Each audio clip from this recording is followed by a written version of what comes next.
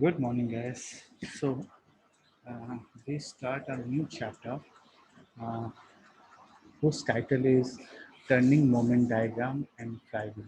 This is your syllabus where we are discuss about the turning moment diagram for various types of engine, then fluctuation of energy, then fluctuation of speed, flywheel, energy stored in flywheel, and dimension of flywheel ring, then flywheel in punching press. Okay, so what is the meaning of flywheel? Flywheel क्या है वो define करना है आपको. तो मेरे ख्याल से आपको पता है कि flywheel is a device that can store energy in the form of kinetic energy, and again when it is released the energy it is in the form of kinetic energy. मतलब जब भी आपसे कोई भी क्वेश्चन मतलब viva के time पे ये क्वेश्चन पूछा जाएगा कि tell me about the flywheel, तो आप बोलोगे कि फ्लाईव्हील वो डिवाइस है जो काइनेटिक एनर्जी को स्टोर करता है और काइनेटिक एनर्जी को ही रिलीज करता है. अब बोलोगे sir what is the purpose of flywheel study in mechanical engineering. तो बेसिकली इसका प्रैक्टिकल एग्जांपल आप वहाँ पे आप करिए जब आप साइकिलिंग करते हैं. तो हम क्या करते हैं 3-4 बार बहुत तेज़ी से पैडल्स मारते हैं और उसके बाद फिर हम मतलब पैडल को स्टॉप कर देते हैं, बट जो साइकिल है वो आपका कंटिन्यूसली रन करता रहता है. तो ये जो कंटिन्यूसली रन कर रहा है एक्चुअली ये फ्लाईव्हील इफेक्ट है.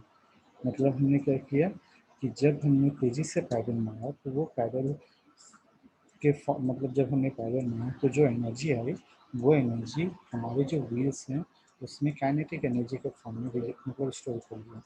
और फिर जैसे ही मतलब उस एनर्जी की ज़रूरत पड़ी तो फ्लाईव्हील जो है या हमारी जो व्हील्स हैं वो उसे काइनेटिक एनर्जी के फॉर्म में ही रिलीज कर दिया. ठीक है. अब इसके बाद आता है कि what is the meaning of turning moment diagram. तो आप याद कर लीजिए turning moment diagram is also called T theta diagram और प्लैंक एफर्ट डायग्राम. अब ये क्या होता है तो it is the graphical representation of turning moment और crank effort for different position of crank. मतलब कि हमारा जो क्रैंक होता है, आप पूछोगे क्रैंक क्या होता है तो मेरे ख्याल से आपको 4 बार मैकेनिज्म याद होगा. एक तरफ आपका पिस्टन था, दूसरा कनेक्टिंग, सॉरी 4 बार नहीं, यह है स्लाइडर क्रैंक मैकेनिज्म. तो स्लाइडर क्रैंक मैकेनिज्म में क्या था, एक तरफ पिस्टन था दूसरी तरफ कनेक्टिंग रॉड था, और जो तीसरा साइड था जो आपके व्हील से मतलब कनेक्टिंग रॉड जो व्हील के साथ ज्वाइन किया हुआ था उसे हम बोलते हैं क्रैंक. ठीक है, याद है ये ऐसा रखता है. अब ये जब हम इसको आर बोलते रहे या यहाँ से हम लोग टॉर्क फाइंड आउट करते थे when we are considering it make an angle of theta, तो हमारा जो ये पॉइंट होता था इसे हम बोलते हैं क्रैंक. तो क्रैंक की डिफरेंट डिफरेंट लोकेशंस पे क्या क्या क्रैंक एफर्ट कर रहे हैं उसे जब हम ग्राफिकल रिप्रेजेंटेशन से दिखाएंगे उसे या प्लॉट करेंगे उसे हम बोलेंगे टर्निंग मोमेंट डायग्राम और क्रैंक एफर्ट डायग्राम. क्लियर है. It is a plot of turning moment on the vertical axis and the turning angle on horizontal axis. याद रखिएगा कि जो टर्निंग मोमेंट होगा वो हम वर्टिकल एक्सिस पे लेंगे और जो क्रैंक एंगल होगा उसे हम हॉरिजॉन्टल एक्सिस में कंसीडर करेंगे. So, what is the use of turning moment diagram? तो अंडर मतलब इस फिगर में the area under turning moment diagram represent the work done for cycle. मतलब हर एक साइकिल में जितना हमारा एरिया बनता है वो हमारे वर्क डन पर साइकिल को रिप्रेजेंट करता है. If this area is multiplied by number of cycles per second, then it gives the power developed by the engine involved. ठीक है, मतलब अब इस एरिया को नंबर ऑफ साइकिल पर सेकेंड्स के साथ जब मल्टीप्लाई करेंगे तो हमें ये आइडेंटिफाई हो जाएगा कि हमारा इंजन जो है वो कितना पावर जनरेट करता है. If we divide this area with the length of the base, It gives mean torque which is used to find out fluctuation of energy. मतलब अब मतलब एरिया को अगर मैं लेंथ के साथ डिवाइड कर दूँगा तो मुझे टॉर्क फाइंड आउट टॉर्क मिलेगा। और ये टॉर्क जो है वो बताएगा कि कितना फ्लक्चुएशन ऑफ एनर्जी उस इंजन में जनरेट हो रहा है। Then maximum ordinate on this diagram gives the value of maximum torque which the crankshaft is subjected. This is used to find out the diameter of the crankshaft. ठीक है, मतलब क्या कि इसका जो मैक्सिमम ऑर्डिनेट्स होंगे वो आपको मैक्सिमम टॉर्क के बारे में बताएंगे और ये मैक्सिमम टॉर्क के बेसिस पे आप डायमीटर ऑफ क्रैंकशाफ्ट डिसाइड कर सकते हैं। ठीक है, चलिए अब ये देखिए, ये मतलब एक एग्जांपल दिया है T theta diagram for single cylinder single cylinder single cylinder double acting steam engine. एक सिंगल सिलेंडर का डबल एक्टिंग है, उसका टी थीटा डायग्राम कैसे बनता है वो यहाँ पे दिखा रहा है। तो ये टी थीटा डायग्राम में देखिए हमारे पास तीन पोजीशंस के बारे में आइडेंटिफाई किया है विथ एंगल्स। तो ये हमारा मतलब तीन पोजीशंस कौन सा है, तो सबसे पहला जीरो, देन दूसरा पी और third one is the P mix. Turning moment की बात करें ना, उसी तरीके से एंगल्स जो पता है वो है 0 degree, 90 degree, 180 degree, 270 degree and 360 degree. मतलब कंप्लीट एक पूरा का पूरा रिवॉल्यूशन वो टर्निंग मोमेंट और क्रैंक एंगल से कैसे आइडेंटिफाई होता है वो हमारे पास है। ठीक है, तो आपको याद रखना है कि जब थीटा जीरो होगा तो आपका टर्निंग मोमेंट जीरो होगा, देन 90 एंड 270 पे मैक्सिमम आएगा और जीरो 180 360 पे वो मिनिमम आएगा। ठीक है, चलिए अब इसके बाद उसने बताया कि we know that torque acting on the crankshaft is ये, तो मतलब ये टॉर्क हमने लास्ट टाइम पढ़ लिया था। तो टॉर्क क्या होता है, तो torque is equal to F T into R sine theta plus sine two theta divided by 2 under root n² minus sine square theta. ठीक है, so from this equation it is clear that when crank angle theta is equal to 0 then the turning moment of torque is 0, वो हमने पहले discuss कर लिया। Similarly maximum when it reaches an angle of 90 degree and again 0 when the angle is 180 degree. Similarly, theta is it is represented by a curve ABC in figure 2.3, which represent T theta diagram for autostroke. मतलब क्या हुआ, A B C ये वाला part दिख रहा है, यहाँ से स्टार्ट किए ये लेते हुए ये जो है, अब अगर मैं इसे कंप्लीट कर दूँ तो ये जो हमारा एरिया है ये हमारा टी थीटा डायग्राम कर रहे हैं। ठीक है, अब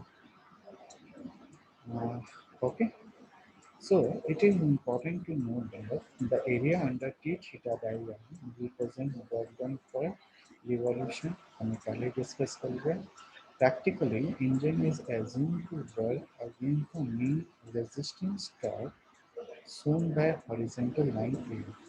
मतलब ये जो आपका ए एफ है ना, यहाँ मीन इफेक्टिव वाला ये वाला जो डायग्राम होता है वो बोल रहा है कि इसके रेसिस्ट में ही वो काम करता है। ठीक है, when T theta diagram is positive, engine torque greater than mean resistance torque। ये याद कर लीजिए, जब T theta diagram पॉजिटिव होगा मतलब इंजन का टॉर्क जो है वो मीन इफेक्टिव टॉर्क से ज़्यादा होगा। Source between B and C, the crankshaft accelerate and work is done by the steam. Similarly, when T theta diagram is negative, means engine torque less than that of mean resistance torque shown between line CD and the crankshaft retard and work is done on the steam। ठीक है, यहाँ पे 2 words बोला, मतलब आपका जब T theta diagram positive आएगा तो work done by the system होगा, और अगर आपका टॉर्क नेगेटिव आया तो आप बोलोगे कि work done on the system, system पे किया जाएगा और सिस्टम के द्वारा किया जाएगा। ठीक है, चलिए नेक्स्ट टॉपिक है इसका P theta diagram for a 4 stroke IC engine. देखिए पहले से दिखा रहा है G2 में ये क्वेश्चन पूछ चुका हूँ, तो आपको ये चीज़ें याद रखनी पड़ेगी। तो turning moment diagram again crank angle के साथ आपको ये पता चलेगा कि 0, फिर ये पाई बाय 2, देन ये पाई, देन ये 2 पाई, 3 पाई एंड 4 पाई। तो आपको पता चलेगा कि 0 से पाई जो है आपका सेक्शन है, पाई से 2 पाई कंप्रेशन, 2 पाई से 3 पाई पावर स्ट्रोक एंड 3 पाई से 4 पाई एग्जॉस्ट स्ट्रोक।